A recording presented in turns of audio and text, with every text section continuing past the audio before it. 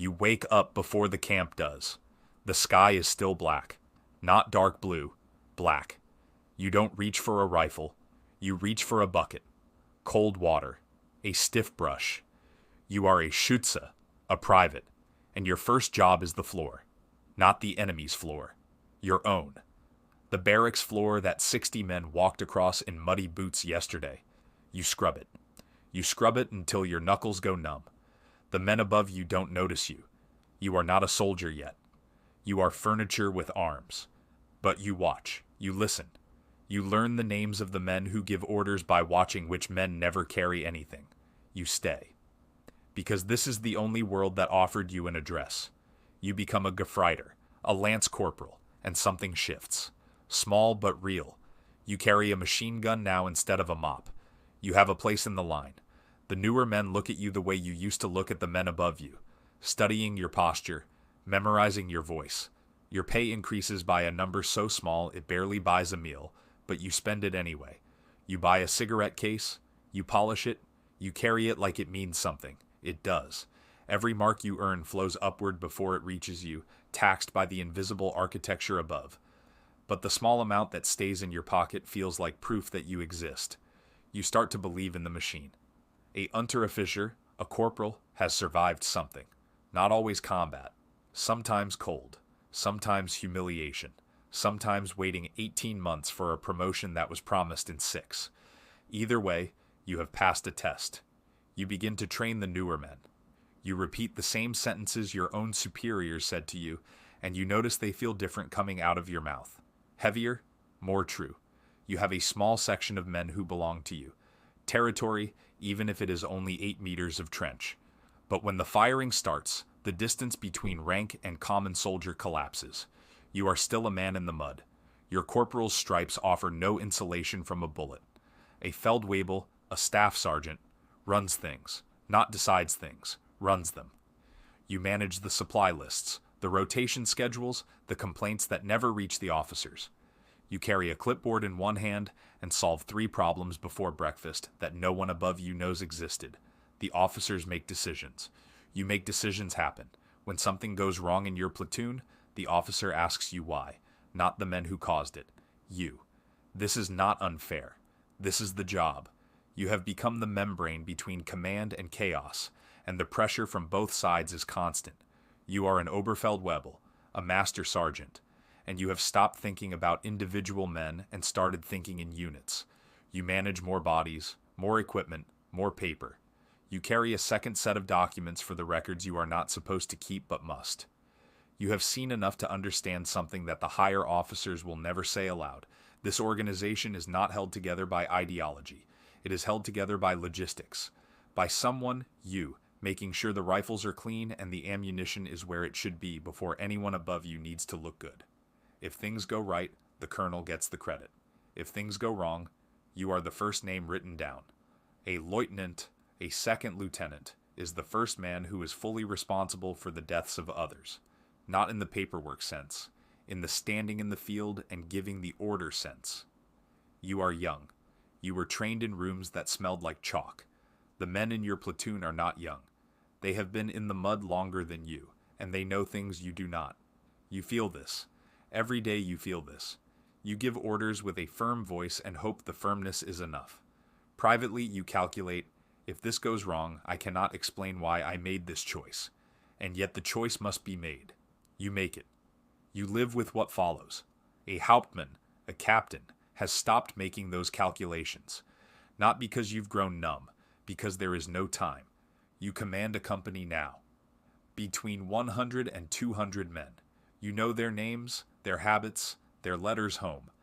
You make decisions about terrain and timing, and which hill is worth dying for.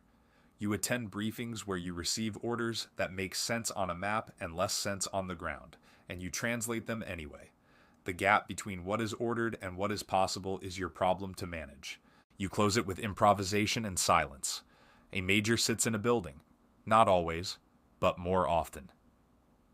You command a battalion. You read reports about men you no longer see. You move markers on a map that represents a road that is nothing like the map. You have an adjutant who filters what reaches you, and you have begun to suspect that what is filtered and what is passed upward shapes reality more than the reality itself. You are powerful. You are surrounded by paper. You sign your name 112 times in a single day, and you wonder briefly if this is what winning looks like. An oberst, a colonel, commands a regiment. You have left the field entirely. Not in your mind. In your mind you are always on the field. But physically, professionally, you sit in coordination meetings and argue over resources with men from other regiments who are also arguing over resources. You speak in numbers now. Losses are ratios. Success is measured in kilometers. There is a version of you from 10 years ago who would not recognize what you have become. You do not think about that version. There is no time. A general major, a brigadier general, is the rank no one outside the army can quite place. You are not yet a general in the full sense. You are something transitional. A man who has just crossed a threshold he cannot uncross. Your name appears on documents you will never read. Decisions bearing your signature travel further than your voice ever could. You attend meetings where the actual decisions were made the night before, in a smaller room, by fewer people. You understand this. You have learned to read the temperature of a briefing in its first 30 seconds. Who is performing certainty, who is genuinely uncertain, and who already knows the outcome and is waiting for everyone else to catch up. You have also learned something about your own face. It no longer shows what you are thinking. This happened gradually, without your permission. Somewhere between your third year in the field and your first year behind a desk, your expression became professional. Not cold. Measured. People read it as confidence. It is not confidence. It is the learned stillness of a man who has stopped reacting in public because reacting in public costs something he can no longer afford to spend. A general der Infanterie, a full general, no longer argues. Arguing implies the outcome is uncertain. By the time a matter reaches your level, the arguing has already happened, in the floors below, filtered and shaped and delivered to you as a set of options that are not really options. You choose between them with the calm of a man selecting from a menu he did not write. You are asked for your assessment. You give it. Your assessment becomes policy. Policy becomes orders. Orders become the experience of men you have not spoken to in years, in places you have not visited in longer. The distance between your words and their consequences is now so vast that you have had to develop a kind of faith. Faith that the chain holds, that the translation survives the distance, that what you said in a warm room in the morning bears some recognizable relationship to what happens in the mud that afternoon. Sometimes it does. You have learned not to ask too often whether it does. A general oberst, a colonel general, is a rank that exists mostly in protocol. You are introduced at ceremonies. You are photographed beside men who actually decide things. You have an office that is too large and meetings that are too long, and a title that impresses people who do not know what it means.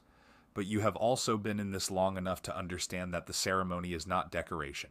It is load-bearing. The ritual of rank, the salutes, the correct forms of address, these are not vanity. They are the grammar of an institution that would otherwise have no common language. You learned this late.